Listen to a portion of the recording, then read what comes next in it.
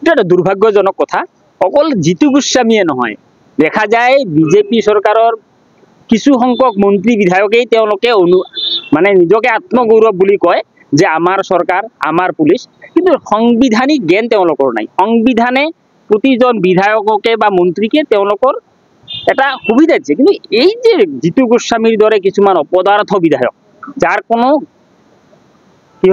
সাংবিধানিক জ্ঞান নাই, আজি বিজেপিৰ জয় জয় মই আকাৰত বিজেপিত এনেকুৱা কিছুমান বিধায়ক নিৰ্বাচিত হৈছে যিসকলৰ সংবিধান সম্পৰ্কে ন্যূনতম জ্ঞান নাই। আৰু সেই বিধায়ক বিলাকেই বা সেই মন্ত্ৰী বিলাকেই বাৰে বাৰে তেওঁলোকে আত্মগৌৰৱ কৰি কয় যে আমাৰ চৰকাৰ আমাৰ মতে চলিব, আমাৰ চৰকাৰ আমাৰ মতে পুলিচ চলিব। ই দুৰ্ভাগ্যজনক আৰু ই নিতান্তই গৰিহণাৰ যোগ্য। মই চিফ সেক্ৰেটাৰীক অনুৰোধ জনাইছো যে এই বস্তুবিলাক পুংখানুভাৱে তদন্ত কৰি সেই বিধায়কজনৰ ওপৰত ব্যৱস্থা ল'ব লাগে ৰাজ্য চৰকাৰে। অসম চৰকাৰে আমাৰ বঙাইগাঁও সমষ্টিবাসীৰ কাৰণে পৰ্যাপ্ত পৰিমাণে দিছে, কিন্তু আমি ব্যৱহাৰ কৰিব পৰা নাই বা আমি ল'ব পৰা নাই।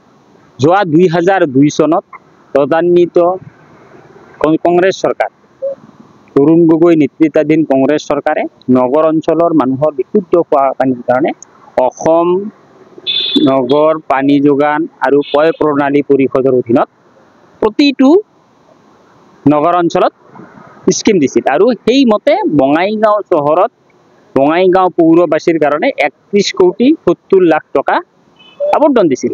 আৰু সেই 31 কোটি 70 লাখ টকা আবণ্টন দিয়াৰ পিছত বঙাইগাঁও পৌৰসভাৰ এলেকাত দুই ঠাইত, এটা হ'ল বাগেশ্বৰী পাহাৰ আৰু এটা খাৰেজে দলাইগাঁও, এই দুই ঠাইত এই স্কিম দুটাৰ আধাৰশিলা স্থাপন কৰিছিল আৰু আধাৰশিলা স্থাপন কৰি কামো আৰম্ভ কৰিছিল। ইয়াৰে 14 কোটি 46 লাখ টকা ইতিমধ্যে মুকলিও কৰি দিছিল।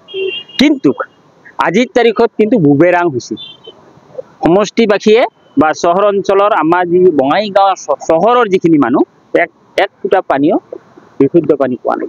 গতিকে দুৰ্ভাগ্যৰ কথা যে এজন বিধায়কক আমি ইমানেই ভাল পাইছিলোঁ, তেওঁ আমাৰ বঙাইগাঁও সমষ্টিৰ আমি ত্ৰাণকৰ্তা বুলিও তেওঁ নিজেও জহিৰ কৰে, আমিও ভাবিছিলোঁ।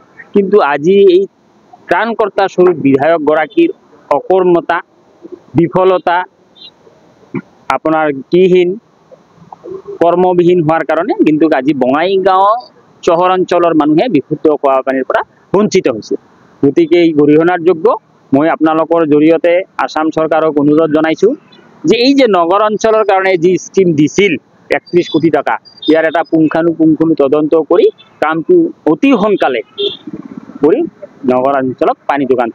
এছিয়ান ডেভেলপমেণ্ট বেংকৰ পৰা কিছু আবণ্টন দিয়া টকা, এতিয়া এছিয়ান ডেভেলপমেণ্ট বেংকৰ পৰা এতিয়াও আবণ্টনৰ কাৰণে তেওঁলোকে লিখিছে, পইচাটো অহা নাই বুলি কৈছে, কিন্তু এটা স্কিম চলিয়ে আছে, সেই স্কিমৰ ওপৰত আৰু এটা স্কিম জাপি দিব, সেই স্কিমৰ তদন্ত নোহোৱা কৰি। এইটোতো এটা দুৰ্ভাগ্যজনক কথা। কাৰণ মই কৈছোঁ যে পূৰ্বতে দিয়া স্কিমটো যি 31 কোটি 70 লাখ টকা দিছে, সেই 31 কোটি 70 লাখ টকাৰ 14 কোটি 46 লাখ টকা উলিয়াই দিছে।